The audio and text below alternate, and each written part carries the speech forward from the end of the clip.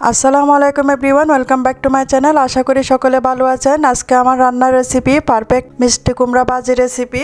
আজকের এই ভিডিওটি দেখলে প্রবাসী ব্যাচেলর ভাই বোন এবং নতুন রাঁধুনিরা খুব সহজেই আমাদের এই পছন্দের খাবার মিষ্টি কুমড়া ভাজি খুব সহজেই তৈরি করতে পারবেন। তো কি করে কত সহজে আমি এই মিষ্টি কুমড়া ভাজি রেসিপি পারফেক্টভাবে তৈরি করেছি সেটি জানতে হলে পুরো ভিডিওটি না টেনে দেখতে হবে। তো একটি লাইক দিয়ে ভিডিওটি শুরু করা যাক।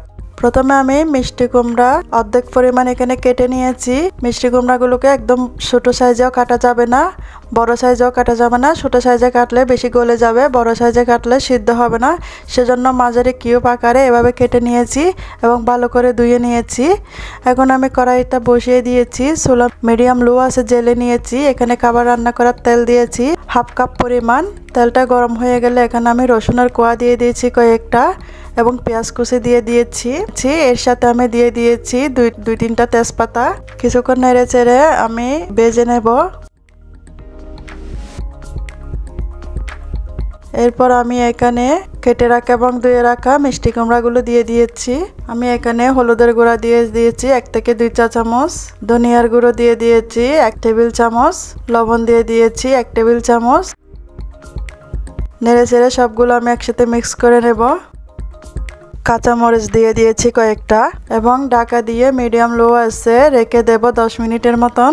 10 মিনিট পর ঢাকাটা আমি আলগা করেছি।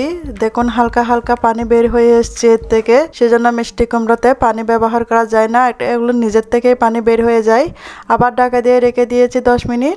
এই 10 মিনিট পর আরো অনেকটা পানি ছেড়ে দিয়েছে। এখন আমি এর মাঝে চিনি দিয়ে দিয়েছি 1 টেবিল চামচ। চিনিটা না দিলেও চলে, তবে চিনিটা দিলে এর স্বাদটা আরো দ্বিগুণ বেড়ে যায়।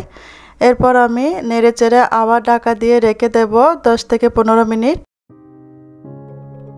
এখন 10-15 মিনিট পর দেখুন মিষ্টি কুমড়াটা সিদ্ধ হয়ে গেছে, রান্না হয়ে গেছে। এখন ধনিয়া পাতা দিয়ে এই রান্নাটা কমপ্লিট করে আমি চুলা থেকে নামিয়ে নেব।